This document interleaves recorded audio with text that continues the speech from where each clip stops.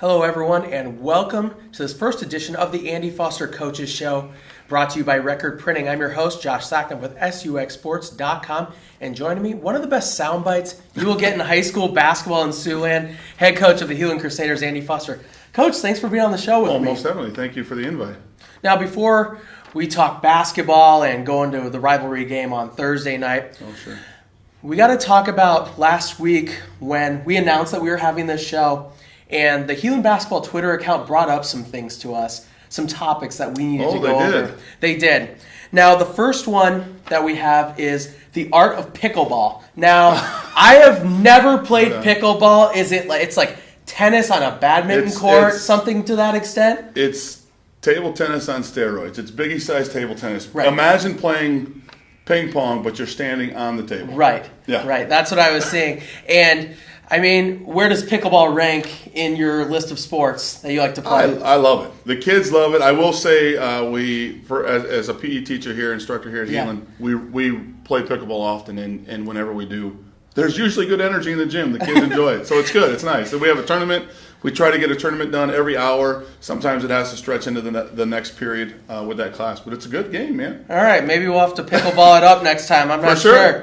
The second one was 934 times the Vikings have upset you. I mean, and it wasn't 935 on Sunday because they came away with the win. But what is the most disappointing loss as a Viking fan?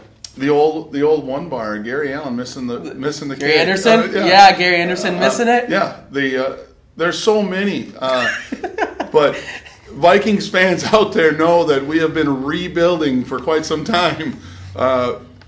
I don't want to jinx it. I'm just saying we're playing well right now. And hopefully we can continue to do that. I say we like I'm a part of this thing, like I'm vested, but I'm just telling you, there's a lot of Minnesota Viking fans that are pretty excited.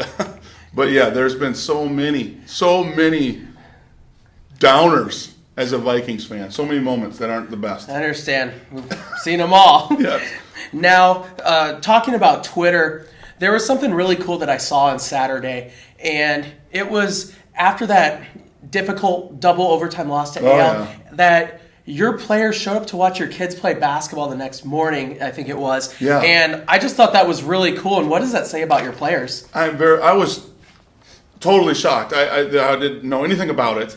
I was actually on the phone out in the lobby of the YMCA with another coach talking about our game on Friday night, and all of a sudden 4 of the guys for Heelan came walking in, and I thought, "Men, what's going on?" And they said, "We're here for the big game." I said, "What's that?" And they said, "My son is a 4-year-old. He plays at the YMCA on Saturday mornings." And a whole bunch of them came in. I don't know if I think it was parent driven, but still, they got up at 8 in the morning and came and checked out a basketball game at the YMCA. So, and I even brought it up today at practice. They may not understand it, but that set something. My daughter played also that afternoon, and they didn't stop talking about it. It set a tone in them, and it painted a picture in their mind's eye for life that the Heelan boys basketball team, the big kids basketball team, came to watch them play. So it helps you as a coach understand that, yes, the wins are great, and the big games and the big stage and the big lights are outstanding, and when you get a chance to win those games, it's even better. But there's more to it than just that, and to see a group of guys come together and do something like that for 2 kids was pretty cool. And they also did it for Coach Wright's child. I saw that. One of our assistants here, his son played later on that afternoon. They showed up for that game, and I couldn't tell. I was given specific instructions not to tell Coach Wright because they wanted to surprise his son. Okay. That's cool. Really cool. I just wanted to bring that up. Yeah, I was very pleased with our guys. It says a lot about their character, and they kind of understand that it's more than just those games. Now let's get into some basketball stuff, okay?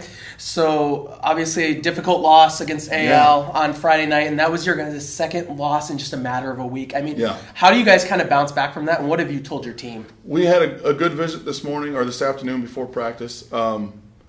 Just kind of talked about why that happened. What could we have done differently as players, even as a coach? Some adjustments I need to make. I've watched the film a couple of different times, and just try to bring some energy about it and understand that, listen, right now winning is important, but getting better is probably the most important. We want to win every game. When we're here, we might as well try to win them. And that's what people come to see. But as long as we're getting better for that February push, that third part of the season. The first third is from the start of the season to Christmas, and that middle third is from Christmas until postseason play. And are we getting better right now for that last third of the season, which is postseason play? Right, and also when you talk Helaman basketball, you can't not talk about it without saying Elijah Hazekam's name. Yeah.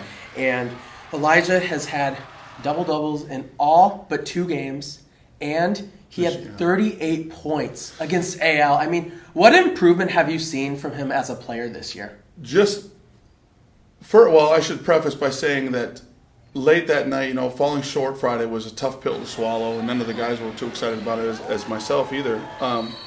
And he reached out to me on Saturday morning just talking about how if I have to do that, I'll certainly try to do that, but I don't want to.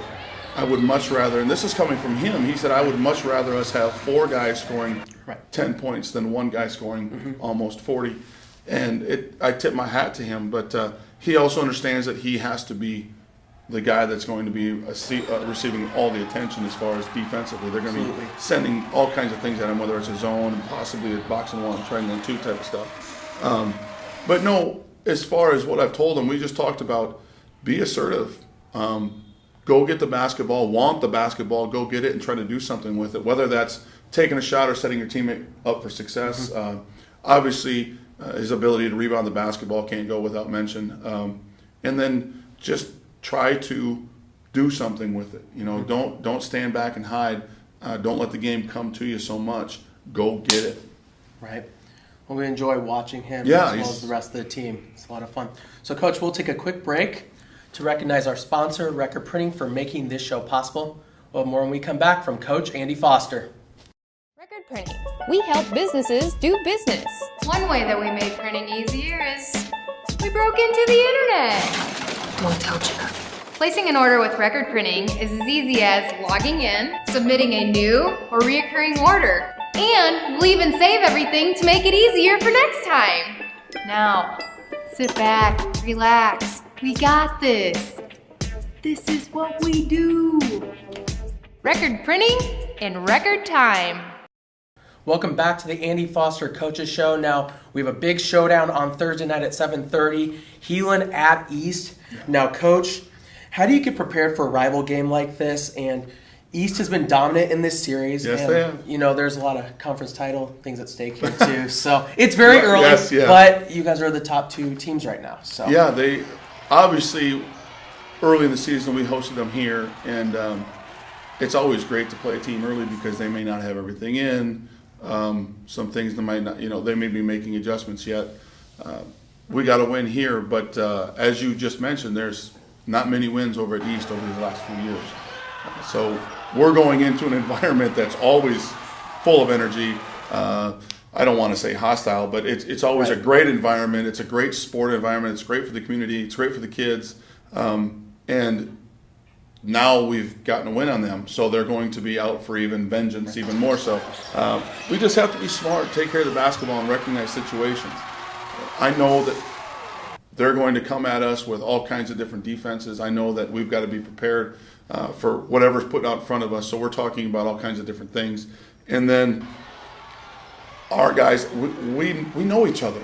We've played each other often. We play each other in fall league. We play each other in basketball, just open gyms. Right. So we all know each other, and contrary to popular belief, there's a really good relationship between Heelan and East, whether it's the athletes and the coaches. We both respect each other a ton.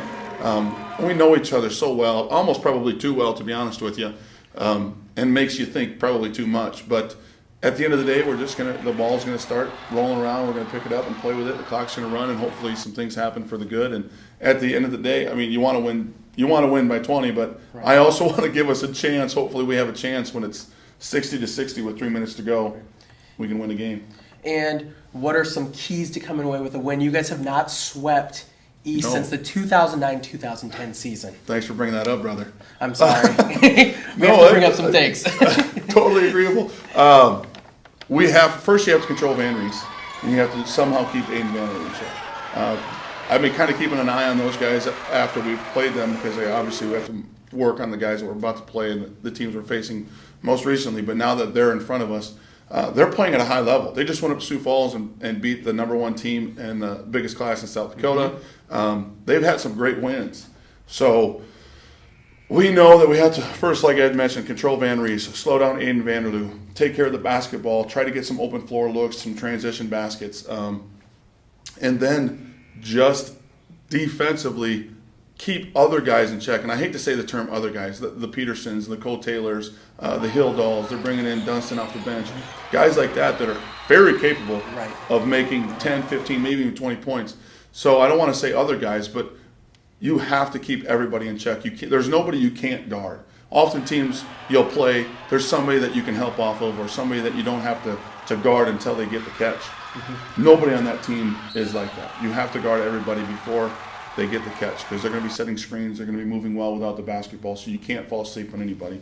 But just being on point and being ready to play and compete.